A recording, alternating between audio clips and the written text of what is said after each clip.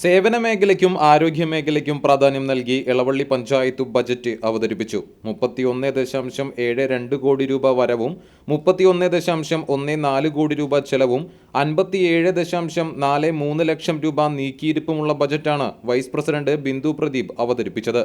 സേവന മേഖലയ്ക്ക് 11 കോടി, പ്രാദേശിക റോഡ് വികസനത്തിന് 5.27 കോടി, ജലസേചനത്തിന് 3 കോടി, ഉൽപാദന മേഖലയ്ക്ക് 2 കോടി എന്നിങ്ങനെ വകയിരുത്തി.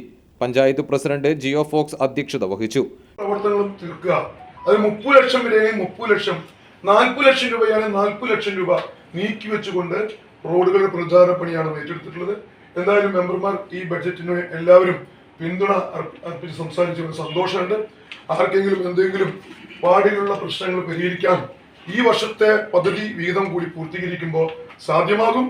ഒരു കാര്യം സംശയമില്ലാണ്ട് ഞാൻ പറയാൻ ആഗ്രഹിക്കുന്നു, നമ്മുടെ പദ്ധതി അംഗീകാരം കിട്ടുന്ന അപ്പോൾ തന്നെ എസ്റ്റിമേറ്റുകൾ എടുത്തുകൊണ്ട് അടിയന്തരമായി നമ്മുടെ ഭരണസമിതിയുടെ കാലഘട്ടത്തിൽ തന്നെ അത് എഗ്രിമെന്റ് വെച്ച് ടെൻഡർ നടപടി പൂർത്തീകരിച്ച് എഗ്രിമെന്റ് വെച്ച് പൂർത്തീകരിക്കണം എന്ന രീതിയിൽ തന്നെയാണ് ഇനിയുള്ള 5-8 മാസങ്ങൾ മുന്നോട്ട് പോകാൻ ഉദ്ദേശിക്കുന്നത്.